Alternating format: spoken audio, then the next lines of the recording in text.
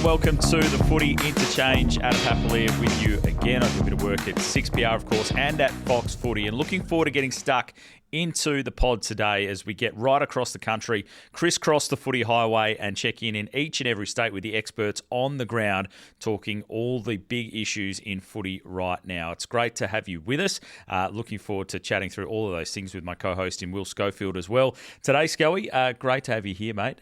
Great, another big round of footy. And first things first, lots of reaction to last week's episode. There was obviously it's been a really tough time for you in particular and a lot of people in the footy industry at the moment. But the chat that we had around mental health and supporting people got a lot of really great feedback, particularly for the way that you spoke so openly and honestly, mate. So well done to you, and thanks to everybody who reached out and spoke and dropped comments as well. Yeah, we had lots of comments. I had a couple of great emails. Leighton, who I know listens to this podcast, I'm just looking at your email again. I won't read it out, but mate, it was a ripping email from Leighton, and I had a few of those during the week, either from here on the Footy Interchange, BackChat. It's funny, and to be honest, I'm selfishly a bit exhausted by the chats. It's pretty sort of emotionally draining, doing this regularly. But from a podcast point of view, that they're actually they are actual mental health resources. Like they're not a psychologist and they're not medically trained, but we talk to people, take your mind off things for an hour or half an hour, whatever it is, have a laugh. That's good for your mental health. So I do look at what we do as a mental health resource. It's just not in any official capacity, but I think our biggest aim across the at least for the rest of the year is to make sure we keep putting a smile on people's faces, a bit of information where possible, and hopefully I'll do that by not taking myself too seriously as well, because that's usually the best medicine for me. Yeah. If you're asking me what makes me feel better, not holding my own opinion too highly. Just to have a bit of a laugh and talk about some footy, which is what we're here to do, Scully. Massive round of footy yet again. We're creeping up towards the halfway point of the season, which is absolutely ridiculous that it's going that quickly. We were calling the game for Fox Footy on Saturday night. You were calling, wet. And you were calling. You were in a broadcast booth. You had the heater on. Very chilly in the booth. You were effectively in a living room. I was calling. I don't know why it was cold, because we couldn't even open a window in there. It was a pristine environment, not open to the elements whatsoever. I still had my jacket on. I was wet, mate. I saw you down there with the umbrella. But they tried to take it off me. Yeah, well, so they should have. You're not allowed to have umbrellas down there. Mate, that's what he told me. I said, no worries, mate. You have the umbrella and the microphone. You can do the boundary for Fox. Because I'm not here if there's no umbrella. Staying there. You and Pav retreated undercover at halftime. Pav came down there and refused to go in the wet. He said, unless we're doing this under the stadium, I'm not going out there. Ridiculous. I would have liked to see the vision of that conversation taking place. But no, well done to you. It was very wet. It was raining a lot, but you braved the conditions, as I expect. Tough to defend it back there. Yeah. Just getting it done. Yeah. You saw no umbrellas when any players or coaches were around me. Yep. I only had it just for protection on the sidelines. But yeah, no, it was good. Like, I enjoyed it. I actually found the game pretty boring. Not because. Oh, thanks very much. No, not because of your coverage.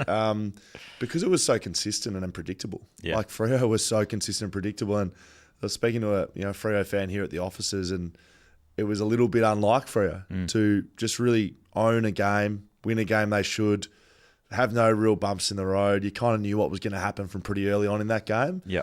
That's not very Freo. No. And that's a bad thing to say, but it was boring. And I think they'll probably be happy with that feedback. Yeah. Boring in that they dominated, particularly the second half, and they just continued to go through. But there was still, despite the amount of wet weather there was and the fact that it hasn't rained in WA for about 6 months, they kicked a good score. And then some of the goals they kicked too were played with a bit of flair and really attacking. Murphy Reid ends up kicking 4. Dudley kicks a couple of good ones. They still kicked 100 points, so it's pretty good result. Yeah, it was off the way they defended though. I thought they defended really well. They gave up more inside 50s to Port Adelaide than they got themselves. So I think they lost inside 50s by 2, but at three-quarter time they were down by 12. Yep. Like that's a big difference, and we've seen a lot of games this year the other way around for Freo, and they haven't been able to take advantage of it. So they're definitely defending better over the last month. In the Collingwood game, they did a better job of that, although they did lose that and lose the inside 50s. But they're going to be without their captain, I think, for the 3 weeks. Yeah, and that's the biggest thing I want to talk to you about it. Because at the time, I knew exactly, like, while we were calling it, I could just hear Scully just in my brain. It's been, like, imprinted in there, just outcome over action. And that was exactly the way this one looked. And talking to a few people on social media after the game, I was like, this is going to be 3 weeks or it's going to be 0. Like, unfortunately, it can't be anywhere in between. And I think it's another one of those ones that split the community in terms of whether this should be a suspension or not. I don't think it is. This isn't splitting anyone. I think it is. Who's saying this should be a suspension? The people that say under the rules and with the way that concussions being done, everyone's just saying, well, it's just definitely going to be 3 weeks. But it shouldn't be. There needs to be scope for accidents to happen in footy and players to contest the ball, and sometimes people are going to get hurt. And whether that's a busted shoulder like Cooper Simpson on the weekend, whether it is a concussion like unfortunately happened to Darcy Byrne-Jones, it's a contact sport that moves 360. I just get frustrated, and I know you're frustrated about it as well, but this is my chance to have a say about it. Good, please. I can't say it anymore. That you cannot legislate against every single incident that happens in a game. And when you're talking about split-second decisions and players moving at speed going every which way, sometimes players are going to get hurt. Unfortunately, that's just part of the game. And there's no malicious intent in this one. He's literally going to compete for the ball or to stop his opponent from getting the ball, which is what his job is as a defender. And unfortunately, Byrne-Jones has also contributed to this by running back with the flight and putting himself in harm's way. And I think the mentality around players committing to a footy like that needs to change a little bit too, because for so long we've always said, yeah, running back with a flight like that's super courageous, which it is, but you also put yourself at risk. And if you do that, then unfortunately there are sometimes going to be circumstances where you have to suffer the consequences of it. Can I just speak to this from a player's point of view? So, outcome over action. I can't say it anymore, and this is the prime example. So, from a player's point of view, and they're trying to change action by punishing outcome, which is just so wrong because you cannot control outcome. But what action are we trying to change here? They're trying to change actions that finish in an outcome that injures the head. No, that's the action. So it could be this sort of incident. It could be the tackle with the head. It could be a bump with the head. Whatever it is, they're trying to stop head knocks because they're getting litigated. Yep. That's the reason. Don't let anyone tell you anything differently. Yep. But from a player's point of view, I'll give you both. I never went back with the flight too often because I wasn't courageous enough. And I don't actually think it's courage most of the time. Darcy Byrne-Jones sees the ball, goes for the ball. He makes that decision, maybe 40, 30 metres of air time plus him running. Like, he's made that decision, and that is ingrained in him over his entire career, like from Auskick. And as he gets better, and he's taken marks like that before, and he does it, and he doesn't get hurt. And so the decision-making process is so quick that that decision's made. So he's doing that, and he's not going to pull out of that contest. Whether there's repercussions for him or not, he's not thinking about those. Like, it's just not possible. You just don't consider that. That's not what you're thinking about, and you can't. It's all good and well to sit there and watch it and replay it. And what about looking after yourself or the responsibility you hold to Alex Pearce? That's not happening. You go, see ball, I'm going for it, and he goes for it. That's him at an elite level. Alex Pearce, exactly the same thing. Sees the ball, sees Darcy Byrne-Jones, and thinks, I'm going to get there before him. I'm going to impact this contest. He's not thinking, I'm going to kill Darcy Byrne-Jones. No. I'm going to injure him. What do I need to factor in here when I jump? Where's my body? He just sees the ball. He sees Darcy Byrne-Jones, and over 25 years of Alex Pearce's career from a junior, that is what has got him to where he is right now, the captain of the football club. Not being physical and hard and brutal and all that. It's a decision. He's just made a decision, and you cannot change that decision-making by suspending for 3 weeks. So, yeah, lots of people say it's 3 weeks. I'm not comfortable with just going, okay, well, no matter what happens here, it's a 3-week suspension. I'm not comfortable with that because I don't think you can alter the action that we've just seen there. So suspending it for 3 weeks doesn't achieve anything. We're gonna keep seeing that. Darcy Byrne-Jones will make the same decision. Alex Pearce will make the same decision. Sometimes there'll be no clash. Sometimes Alex Pearce will take the mark and keep running. Darcy Byrne-Jones will miss him. Sometimes Darcy Byrne-Jones will take the mark. Alex Pearce won't get there in time and he'll miss him. And sometimes they'll hit. But you can't just pick the one they hit and suspend. It's the same action with different outcomes. It logically makes no sense. So I've been told by a few that I need to stop rolling this out. But it's so illogical to me that I feel like I'm insane looking at it. I want to be clear. I'm not having a go at Darcy Byrne-Jones. All I'm saying is that both players have contributed to the coming together and the contact that they have in the end.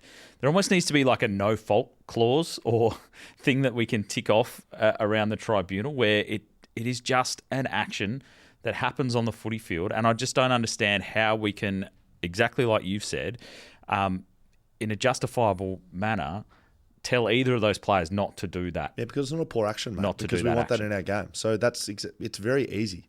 Punish the action, not the outcome. If Alex Pearce runs through with a swinging arm and breaks his jaw with a fist, suspend the action. Yep. If Alex Pearce is going for the ball in the last minute they clashed like this incident, if you want to suspend him, give him a week and say, look, it's a really poor outcome.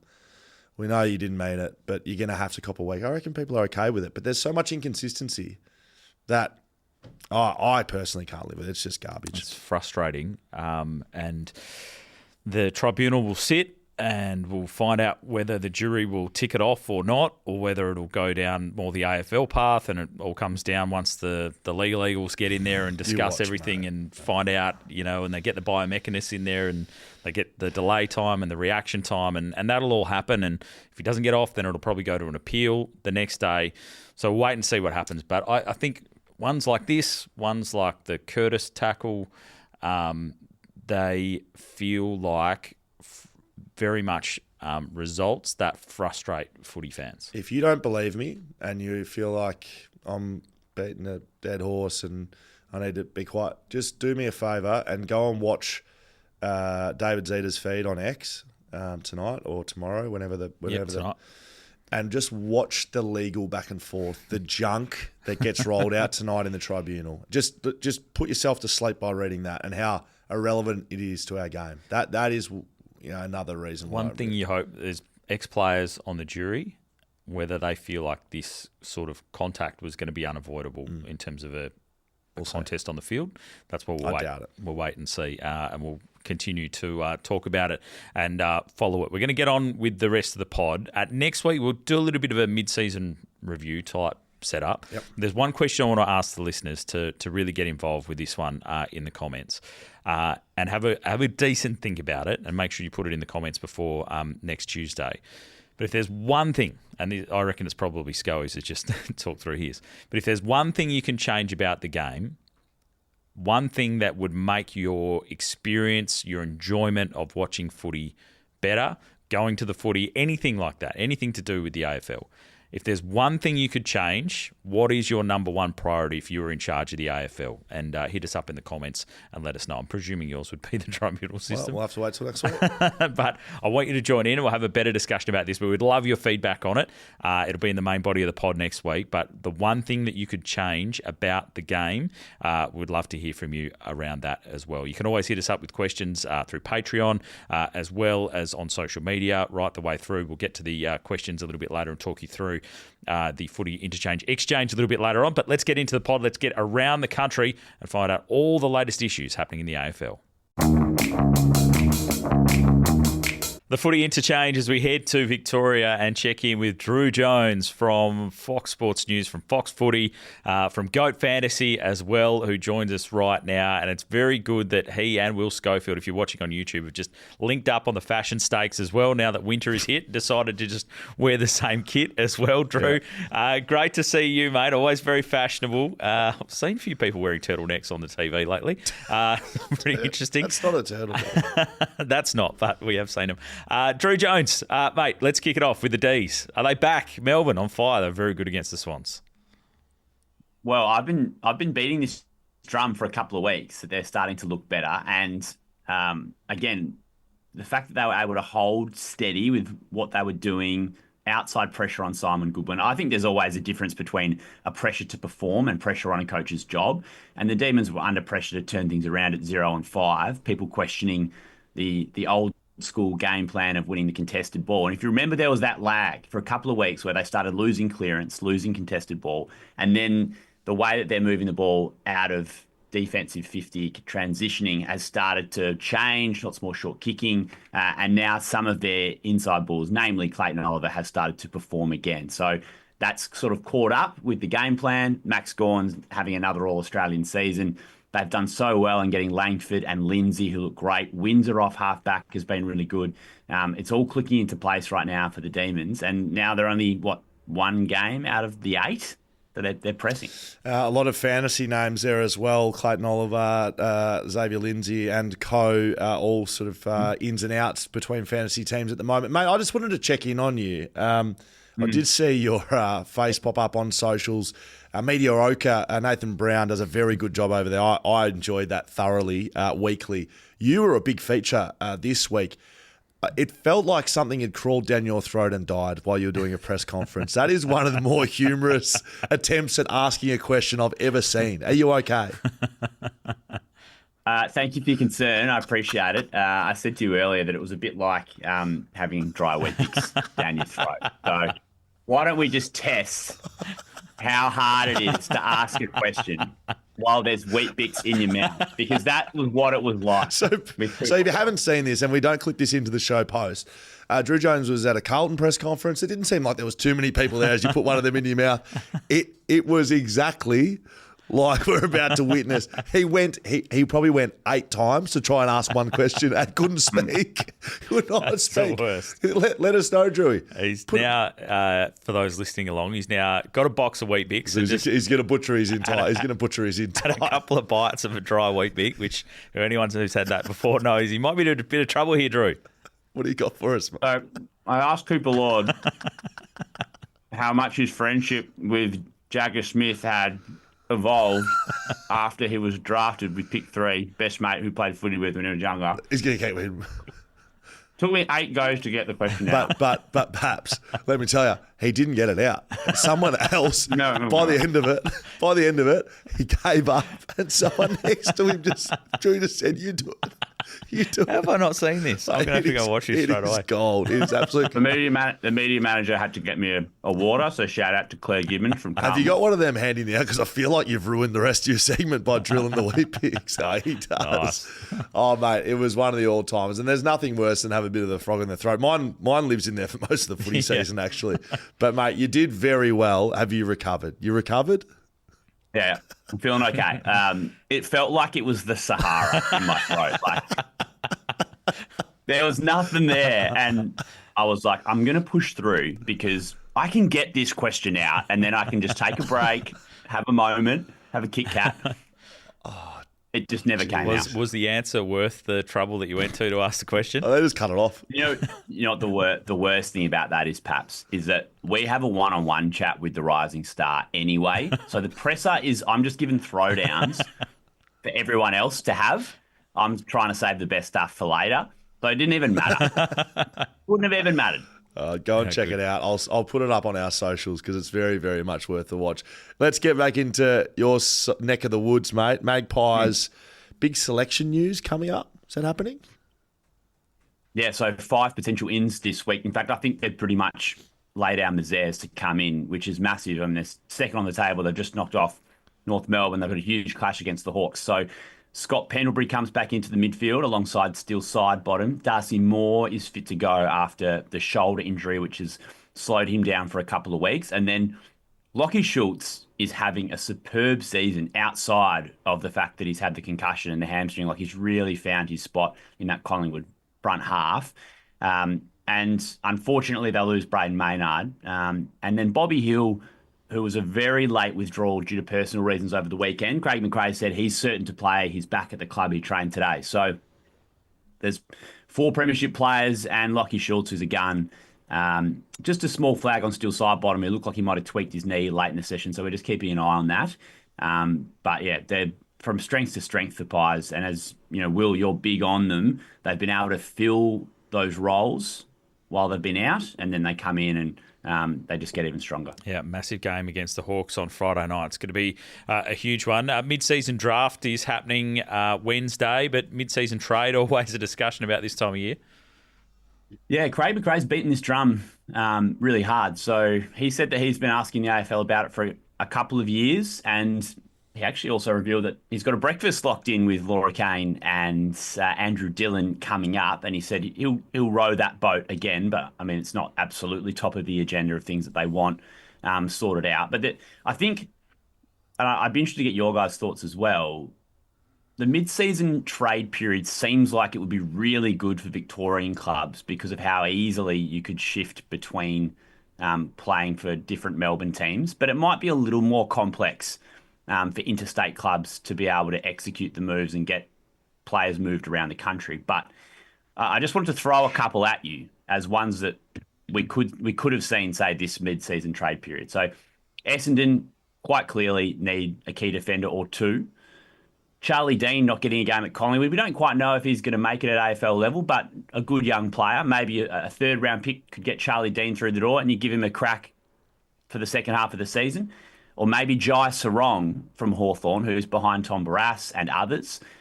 He's probably worth a second-round pick, high guy out of the draft. Or they go right to the top, Lekalia, who's clearly going to leave GWS for greater opportunity. He could just fast-track that move to the Bombers. West Coast, they need young talent, ideally WA young talent. And right now, Jeremy McGovern out indefinitely. Jed Buslinger just playing in the VFL for the Western Bulldogs. Do you bring him home a little bit earlier, still out of contract at the end of the season, a deal potentially happens anyway? And then you could get a little fruity here. So TDK, probably not going to turn down the $12 million at St Kilda. Does Carlton go early and go, well, what's Rowan Marshall doing next year? Could we get him halfway through the year? And you get a leg up on getting him incorporated into their program, and maybe it helps them, try and make a late run for the final. So just a few ideas for you. Oscar Allen to Brisbane might work as well. Who knows? Just throwing it in there. Let's finish off with fantasy news, mate. We're into the thick of the bye rounds. Yeah, so a lot of teams this week are preparing for the byes, trying to get rid of red dots, rookies that aren't playing. I'm saying go on the attack this week. Try and get a big score. It's guns and rooks time, so you've got 18 scores that will count on field. Rather than messing around too much with young guys whose scores aren't going to make it into your top 18, why not go to the top? Noah Anderson this week, heavily underpriced, killing it for the Suns at the moment. A home game coming up against Freo, which should be a really good battle. But he's affordable, under $1 million in AFL fantasy.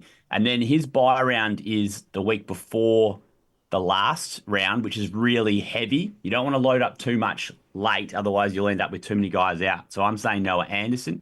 And then the other one is Sam Banks. I've been on this for a couple of weeks, playing the Jaden Short role at Richmond, getting a heap of the footy, nicely priced at about 70, and he's going somewhere between 85 and 100 each week. And of course, Angus Clark. Lock him in. Cheap rookie, good SA country boy, wood chopper, and cheap as chips. He saved the spectacle of that game too, with the story around him and the reactions of his family and everything. Drew, great to chat to you, mate. Goat Fantasy. Get your Wheaties. Check it out. Well done on getting through with the Wheat Bix as well, mate. Thank you. On your boys. Drew Jones there from Victoria with all the latest right here on the Footy Interchange. The Footy Interchange as we head to sunny Queensland and check in with Tom Rockliff, a great part of the show, of course, 200 gamer in the AFL. Rockliff Finance for all your finance needs, and he joins us now. Tom, great to chat to you, mate. I found it very entertaining seeing Ross Lyon and Damien Hardwick go back and forth. What is going on with the AFL's Nepo baby up there in Queensland? Oh, we love it, don't we? I think it's outstanding for the game. We need more characters like Ross Lyon. It gives us something to laugh at instead of the mundane AFL comments, week in, week out, black and white answers. I think it was outstanding. But the Suns are on fire. They finally got rid of that Damien Hardwick hoodoo under the roof at Marvel Stadium and got the win. I thought they were outstanding. After being up there in Darwin for a couple of weeks, just to get the job done on the road, it sort of shores up their spot in that top four. And who knows how deep they can go, but they've been super impressive, haven't they? Yeah, Damien Hardwick had a little bit in the pocket, didn't he? Just clip off the pads for 4 with the 13,000 at the game. Lowest ever at a St Kilda game at Marvel, so it was probably fair. Why Gold Coast so good, do you think? Like, what are they actually doing well?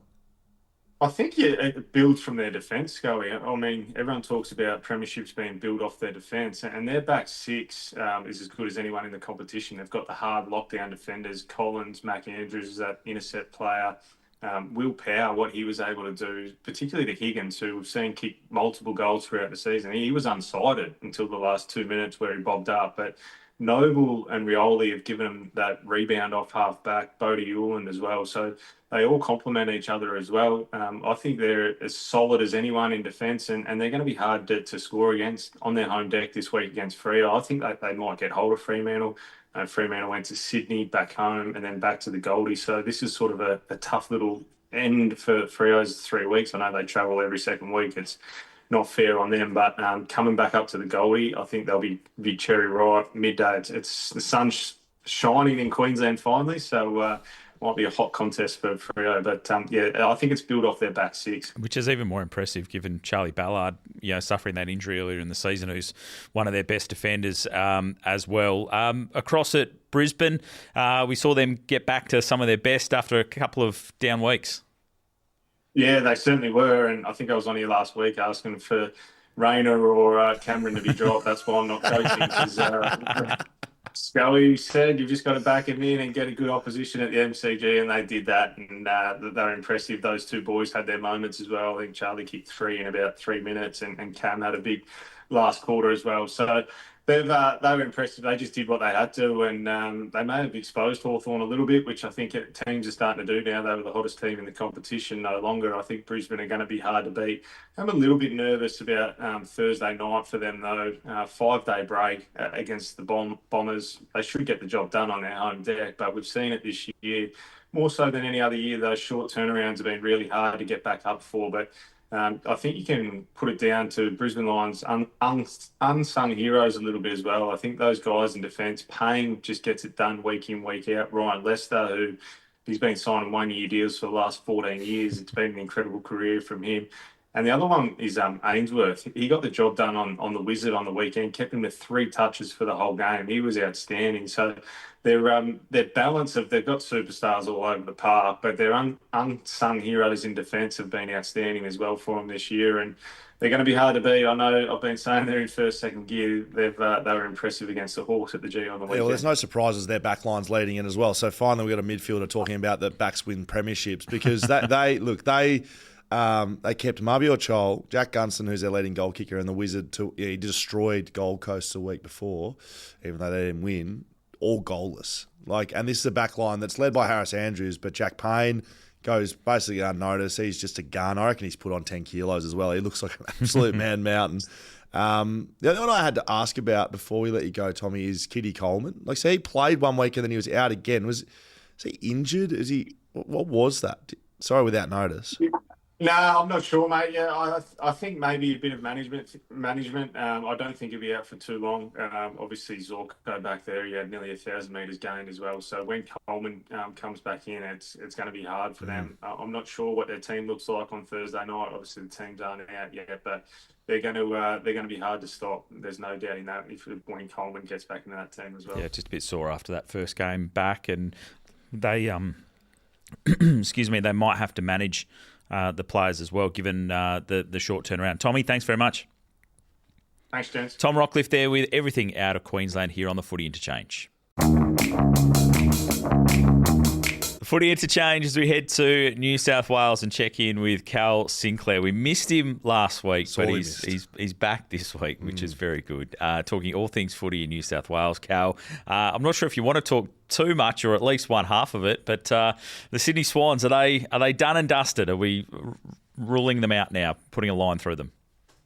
Look, I'm pretty confident that I think this week's going to be a really big game against the Adelaide Crows. I think history would say we've actually got a pretty good record against the Crows, particularly at the SCG, but they're in absolute cracking form. Look, I'll probably say this every single week. It probably is a season-defining game once again. Their run after that isn't actually too bad. I think they've got the Port Adelaides of the world, but it's going to be very, very difficult. And now their captain, once again, has copped another suspension. I think it's going to be an uphill battle for them, unfortunately. Man, you know very well, Hamish Brayshaw said on our BackChat podcast yesterday that Sydney are going on a run. They're the delayed Hawthorn of last year who started 0-5, who he thinks the first 12 rounds are a bit of an anomaly, and he sees them going on a run. Do you agree, or is it time to start planning for 2026? Planning for 2026 for sure. And I would like to actually have this debate with Mr. Brayshaw. I do see his good work online, and I am a fan. But the reality is they don't have the cattle that Hawthorn had this time last year. It is a completely different Sydney outfit. The reliance on two key players, Chad Warner and Isaac Heaney, is probably a bit ridiculous at this point. And I think Hawthorn had a much better spread. And to be honest, a game plan that complemented the back end of the year. It was a great win as we look across town to the Giants over the Blues, but particularly for Toby Green in his 250th. He's had such a big impact at that club. Yeah, I'll probably eat my words a little bit. I've probably been a bit critical of Toby the last kind of 12 months. I don't think he's probably playing the best, I guess, that he's capable of, albeit that half-forward role has been very challenging for him this year. But that 250 game, and I'm prepared to make a statement, I don't think there's a better, I guess, captain's game than I think what he displayed there. I think he made a pretty big statement to the competition to say that he's still in the mix. He's one of the best, I guess, medium hybrid forwards within the game. But I think to come out on that occasion and perform the way he did, I think he had double-digit kind of score involvements on the day. So he was absolutely terrific. And the Giants are interesting. I'd be pretty curious to see how they go for the remainder of the year because talent alone, you would think they should be a top four side. Well, they've been inconsistent this year, especially compared to last year or other years gone by. So what do they need? Because you'd think they'd need to finish probably top four to have a real crack at finals and real success this year. Well, double chances, I reckon, is really important for the Giants. I think, they are not a great, probably, travelling team, in my opinion, albeit they've had some good runs this year. But historic history would say probably games at the MCG, they've definitely struggled. They're over the ground, I actually think they're quite well balanced, particularly at the forward and the back end. But I think their midfield, they're kind of similar to the Swans. They've just got this reliance on Callaghan and Green in there. I just think they're desperate to get Kelly back in there. And Cagnilio's had a bit of a rough, I guess, time with injury. And I think his return is, I guess, hopefully imminent, but they haven't got a timeline on it. I think if they get the injection of those two players at the back end of the season in good form, I think that'd probably be the most balanced team in the competition. But I just think that reliance on, I guess, Green and Callaghan at the moment is just a little bit too great. If one of them went down, I just kind of question what depth they've kind of got coming through. So I think Kelly and Cagnilio will be, I guess, welcomed additions if they can get back out in the park. We got the Tigers this week. Brilliant stuff, Cal. Great to chat.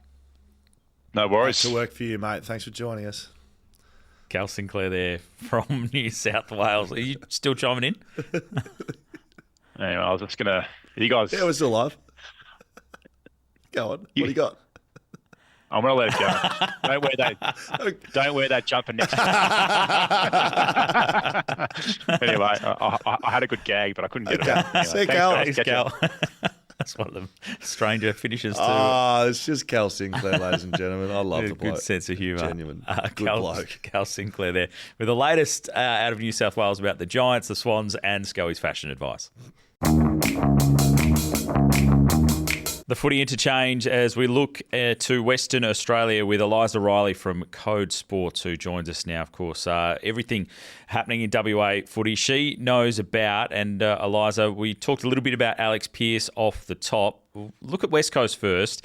Bad second half clearly against the Crows, but it got a lot worse with Jake Waterman and his nasty, nasty shoulder injury. Yeah, guys, this is looming as a potential massive blow for West Coast with bit of news around this morning on Tuesday that the Eagles may have reached out to a few more mid-season draft hopes, which would perhaps indicate that this injury is more serious than we initially could have thought, and he may be put straight on the inactive list. Surgery, ligament damage, whatever you want to call it. Steve can talk more fluently about that than I can, but in terms of the ramifications, it sounds like West Coast are generally preparing for him to be out in the long term, and that's such a massive blow given how important he's been for this forward line in the past 2 years, All Australian last year. Oscar Allen hasn't quite hit the heights this year, so he's been sort of the main man in that forward half. And I guess what it means for the Eagles is we're going to need Oscar Allen to stand up and continue to play that forward line role, as much as McCall has been speaking about. It could be a week-to-week thing, whether he plays back or forward line. It means we probably do see Archer Reid come back into the side. Obviously, he was managed a couple of weeks ago and then played waffle on the weekend for West Coast, but has shown really good signs in terms of his competitiveness and, making those 50-50 contests. So it means that there could be even an opportunity given to someone like Job Shanahan, who has been a bit of a swing man since he's joined the club. He's played at both ends in the waffle, but when he's played up forward, he's been clunking his marks and kicking goals. He kicked 3 against Subiaco a few weeks ago in that game Tim Kelly played in. So it's opportunities for everyone, but I guess the most significant factor is that we might not be seeing Jake Waterman for a while. Can I agree with everything you said? I hope Joe Shanahan gets a gig. I've liked what I've seen at him at training. This is a go at no one, and it's actually just to clarify. Jake Waterman coming off a plane yesterday, on Monday after a clear dislocation on Sunday. So we'll speak to Steve about what that means. But just from my knowledge, I've dislocated both my shoulders, surgery on both my shoulders. Number one, he would have been absolutely dosed with painkillers coming off that plane. That is one of the sorest things you can do is dislocate a shoulder. So that's number one. Number two, you don't get scans on a hamstring, which is you need an immediate knowledge until probably 48 hours after an injury. So he ain't had scans. He doesn't know what's going on. I saw just one of the funniest doorstops of all time. But West Coast might have maybe had to think about that if they've got a player coming off the plane on a Monday after a game, because that's what media are there to do. They're there to ask a question. So West Coast Eagles, maybe put someone at the airport. I've covered it all, I think, Paps. Let's talk about Freo, and unless anyone else wants to speak about that, you guys are media types. I just found that hilarious. He was very giggly as he came through. Oh, mate, he would have been high as a kite. Like if you dislocate your shoulder, trust me, you're not sitting on a plane for 3 hours from Adelaide just normally. You're in so much pain. So, yeah, anyway. That's going to be a nasty one. We hope that he's going to be okay, but it looks in so much pain on Sunday. With no medical knowledge, he'll be done for the year. Freo versus Gold Coast. Talk to us about Freo, Eliza. Yeah, it's a massive game for them, isn't it? They've sort of found a bit of rhythm these past 2 weeks and strung together 2 consistent performances, which is what we've been crying out for them to do all year. Obviously backing up that great win against the Giants with a slightly sketchy first half against Port before really coming to the fore in wet conditions in the second half. But it was a really professional performance. 15 goals in the wet in those conditions was a really good return, I thought, for the Dockers, especially given they haven't been historically a great wet weather side in years gone by. But I guess the challenge now is to do it against a genuine top 8, top 4, even maybe contender in Gold Coast on their home turf, which has proven to be really challenging to go over there and beat the Suns at People's First Stadium or whatever it's bloody called these days. So I think it is going to be a real test, a real litmus test of where this Fremantle side actually sits, because they got the Giants while they were down and they were in a slump. They got Port, who obviously haven't been the most challenging side to knock off this year, and now you're going to do it against the Gold Coast Suns, who are actually absolutely firing at the moment. Massive game. Sco was talking to Luke Jackson again after the game on Saturday night about what the future holds. He said again he's happy at Freo, that the conversation continues, especially because Cozzy Pickett is playing so well. And if there was ever to be some movement between them, people are starting to compare the pair, Eliza, as to who's worth more. I'll start off by saying, one, Scully, you're bagging the media for airport doorstops. I don't know about asking Luke Jackson about his bare feet on live television after a win on Saturday night. I just like calling it how it is. I just was surprised he was still wearing his footy boots. And then the other thing is, if we get to keep Luke Jackson at Fremantle, that means we can have Paps continuing to call the unicorn, slotting them from the boundary from the rest of his career. Unicorns do exist. Did have a little chuckle to myself after that one. That was a good one. That'll be replayed for time to come. But those 2 points out of the way, I know Kane Coolins has come out earlier this week and said that Cozzy Pickett is miles ahead in terms of his value, and he'd much rather Cozzy on his side, but I think I disagree with that. I think if I'm the head coach of an AFL team, I would rather a generational ruckman who can also be a midfielder and play inside midfielder as a big body, who can also go forward and take hangers and kick goals from beyond the boundary. He's such an incredible talent, and I think we're sort of still barely scratching the surface of what he's capable of, because he has sort of been a bit hamstrung since he arrived at Fremantle by Sean Darcy and trying to share that ruck role. But there's clearly been that shift in thinking that he's now the number one man in there, and hopefully he does continue to get that opportunity, because I know the Dockers will be tempted this weekend with Jared Witts and the big body he sort of presents in the ruck to maybe bring Sean Darcy back in. But Luke Jackson has been so damaging in that number one ruck role this year, and I think I would rather, if it's a choice of the two, keep him as opposed to trading Cozzy Pickett in. Well, so would Luke Jackson. So we're going to critique my work with talking about his dogs on live air. I did ask him whether he liked being the number one ruck, and he said, yes, I do. So I found that interesting from Luke. I don't think he was, he just strikes me as a really honest guy. He's asking me a question, he's answering it, right? He's not trying to lead you astray at all. And I found that. He said, yeah, I love playing number one ruck. So that means Sean Darcy needs to play more forward then, if they're both going to be in the same team, and can that work?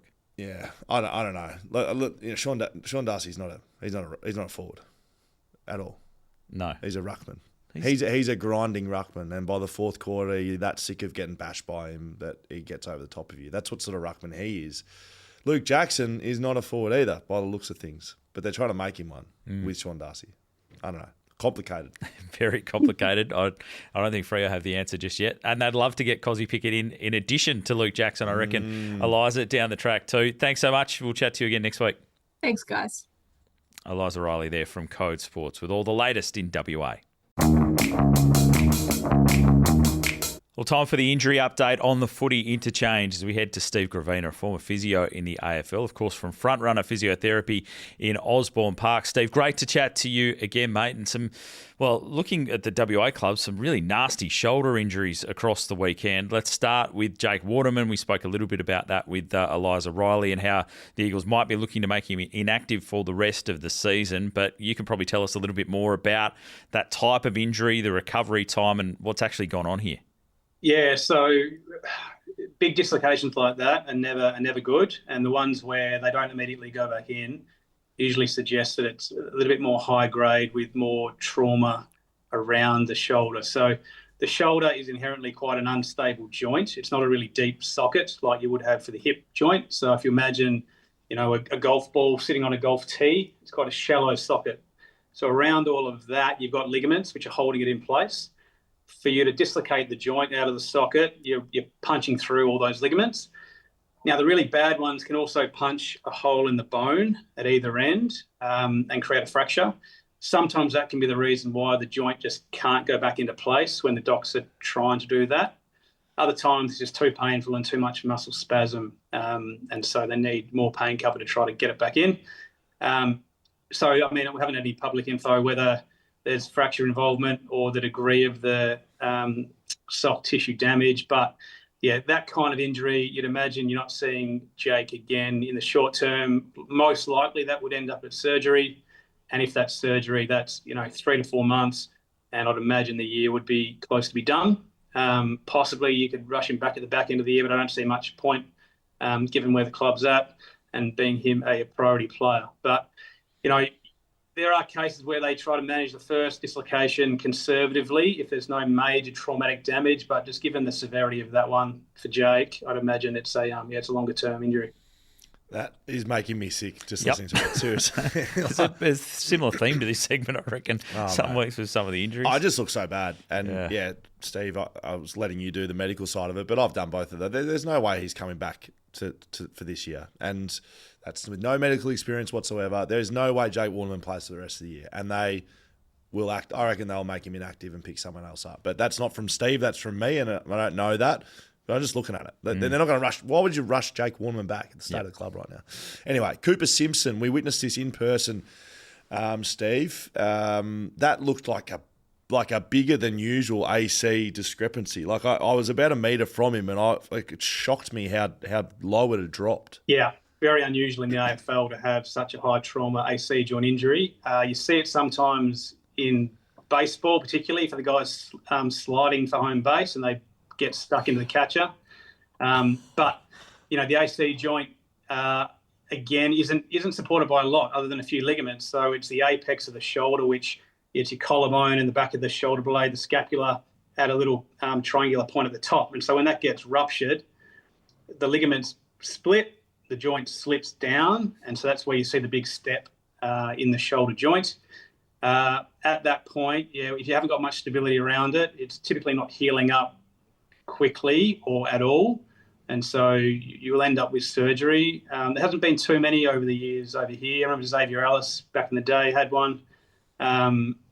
There's a few different ways they go about it. Sometimes it's just soft tissue repair, and they repair the ligaments around it. Sometimes it requires a plate to stabilise it for a while. But 10 minimum up to 14 weeks. Again, this could be one where with a month of footy to go, he might be close and you might want to bring him back in, or you might just put him on ice for the back end of the year. But Andrew Embley still has the massive gap. So is this something, I know just looking at Embers, he's still got his AC joint. Is that because that, re-injured, or is that something with an AC joint that happens, like a repair? Sometimes a moderate grade injury can still have that look of a step, but still functions okay. And the shoulder as a whole can still handle the forces that are required of it, even though it looks pretty ordinary. Sometimes you get the repair done and then it might go again on you. And so then, you don't try and do the same thing again. Then you try to do the best with what you've got. You can be left with a pretty ugly looking shoulder after you've had a trauma like this, unfortunately. But hopefully in Cooper's case, it's a successful surgery and he gets back and isn't affected for the longer end of his career. This segment hasn't improved for me, feeling queasy, to be honest, Steve, and I think we're going to keep going with it.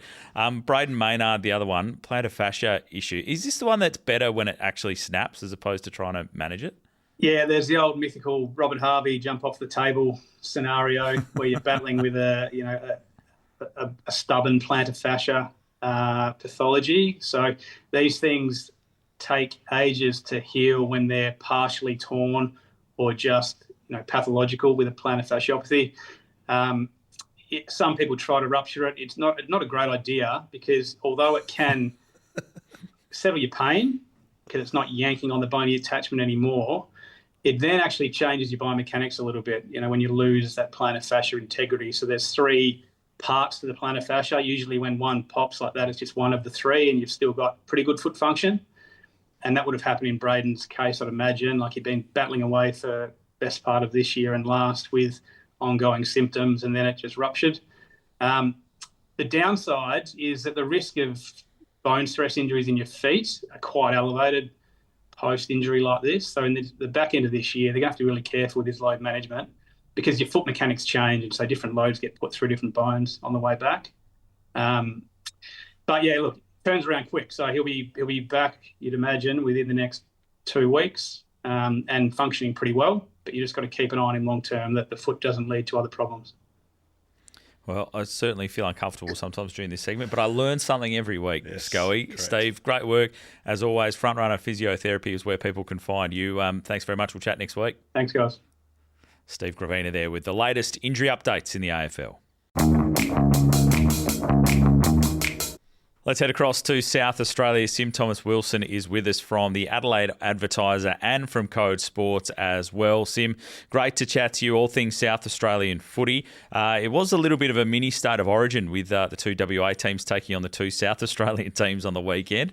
One apiece it finished in the end, but starting with the Power, mid-season break time for them, they get their bye. I'm sure there's plenty of conversations and looking at what they're going to do in the second half of this season. Yeah. Obviously they've hit their halfway part of the season.